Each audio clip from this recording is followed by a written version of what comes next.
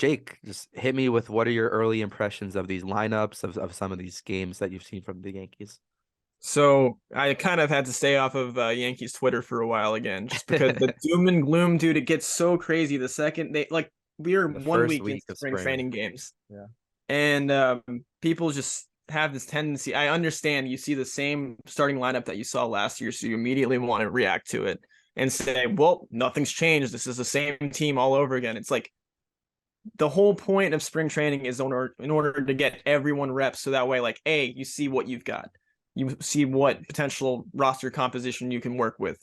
B, you're looking to up dudes' trade values. Like that is huge. Like you don't want Aaron Hicks to get 0 reps whatsoever in the starting lineup because a lot of teams out there, maybe you're looking for a fourth outfielder or even a starting outfielder at this point, and the Yankees want to prove that he can do that in a starting lineup.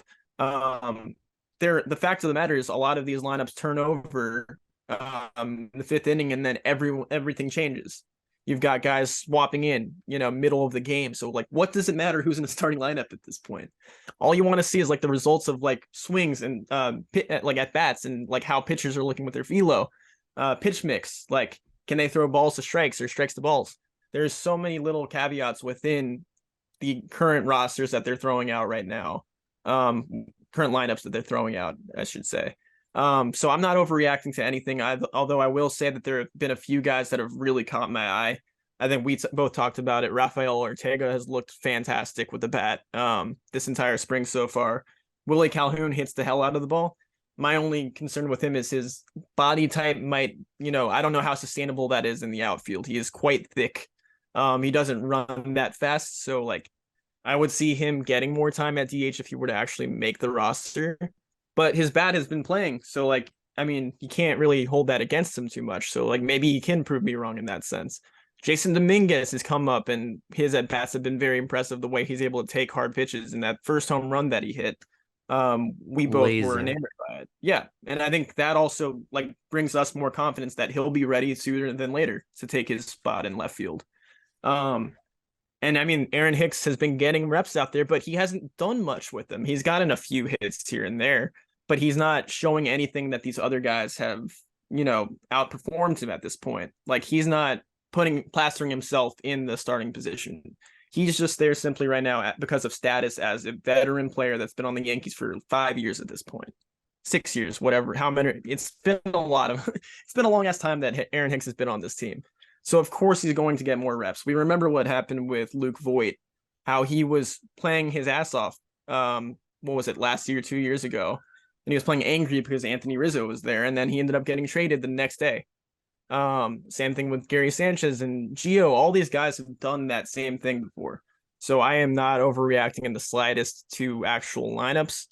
But I mean, younger guys are showing up and showing out. Anthony Volpe had a weird little stretch where he had 3 straight double play ground balls.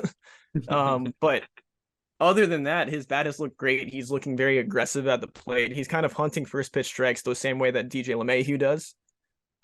He finally got that home run where he got out in front of a ball on the inner part of the plate and just, peppered it over the left field fence against the Pirates. That's against Mitch Keller, too, who's a legitimate starting pitcher in the Professional MLB. So starting it's not pitcher. just Yep. like he's a double A guy that's like on the fringe of making it to triple A. This is a dude who like could potentially be the ace for the Pirates this year, which isn't saying that much, but he's got 97 to 99 in the fastball and a good slider. So I think you're seeing everything you need to see out of the young guys at this point, and there is going to be serious competition.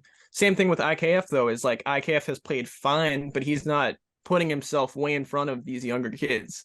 So people can say all they want about, oh, it's going to be the same thing IKF at shortstop. Like, you don't know that. You simply do not know at this point. So you just have to let things play out the way it is. We're 1 week into the games. Yeah, and I think it's important to note, like you said, about Volpe is getting a lot of top of the lineup run, which is awesome, which is really Yeah. cool to see. And when you get top of the lineup, we've gone through baseball seasons typically, and the MLB does the same thing, is that when you have exhibition games, you throw the guys first, whether that's a reliever starter, like it doesn't matter who you want to see, who need to get reps on that day. So that's your priority. That's your major league guys. So that's like guys like Mitch Keller. The Pirates don't have a robust starting pitching rotation, but he is a MLB level starting pitcher. So you have guys like that.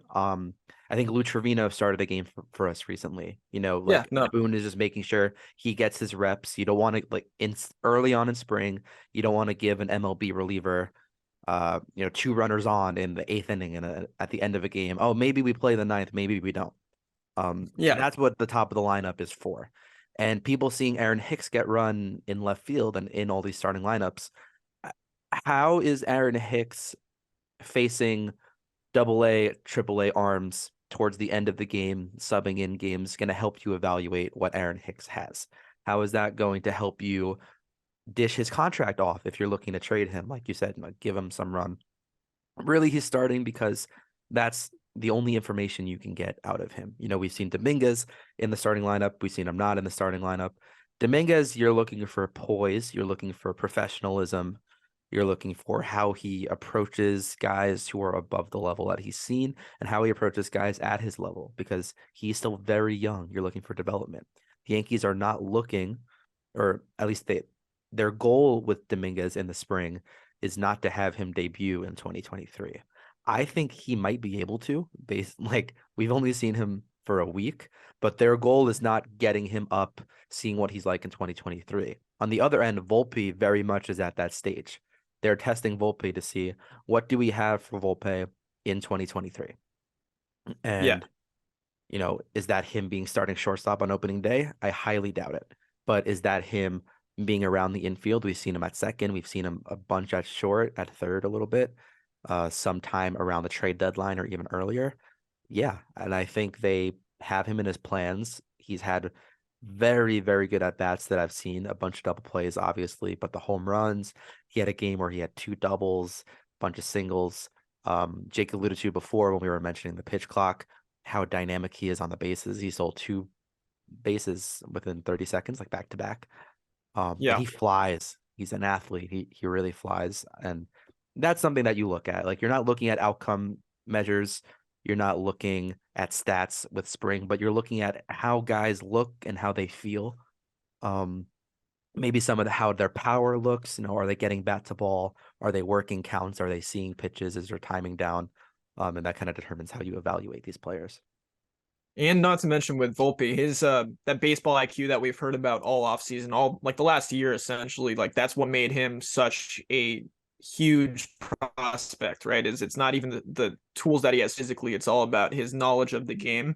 We see that translated to the field every time that he steps in the middle infield. He's played shortstop, second base, all that, but at shortstop in particular, he's made so many like very dynamic, like savvy plays where there will be runners on base. It's very situational, and he doesn't panic at all. He's always looking towards the base that's in front of him rather than solely looking towards first base. He's looking to gun a guy out so that way you get the lead runner no matter what, and then you potentially get like someone hung up, in the middle of the infield who's not supposed to be where they are, just because he knows that he's outsmarting them in the middle of the play. Like you can't teach that to a bunch of these young guys, and IKF still hasn't shown that. I'm not hating on IKF whatsoever. Like he just simply isn't a natural middle infielder in that sense, the way that Volpe is. He's like the point guard. He runs point for the infield. And you're not getting that same benefit, except for maybe Peraza is the one guy that could also like hold a candle to him.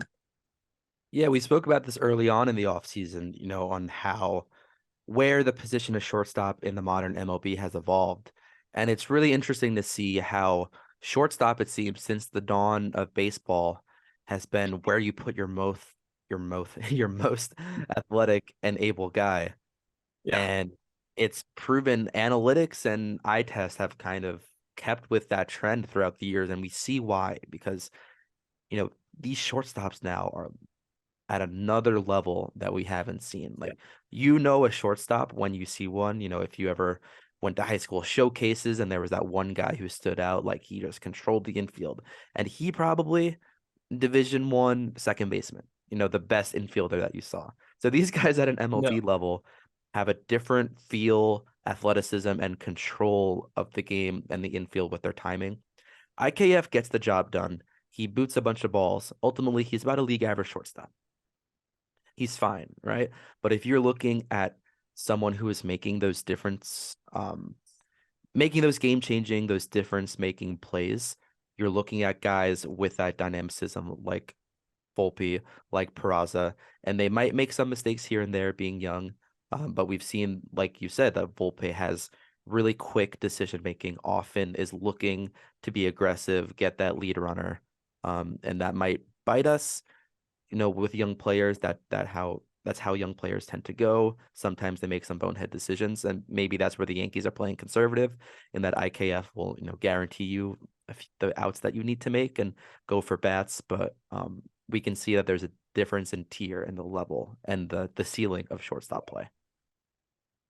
And while, like, obviously Derek Jeter is one of the greatest shortstops of all time, I think Volpe is forever going to be compared to him just because of the hype that's around him. It's very similar to that of Jeter's. But look at the type of WAR that he compiled while playing. He wasn't, like, obviously there were better shortstops with the bat, that were in the league than Jeter throughout his tenure. But look at the type of WAR that he compiled throughout his career. And, like, I see those similarities and those parallels with Volpe, honestly. I could see him being an easy 5 to 6 WAR player in a season while still not batting necessarily over 300 or like barely scraping over 800 OPS, just because I think he will end up locking in some crazy defensive runs saved and just adding a positive benefit to the team where they will be winning with him on the field.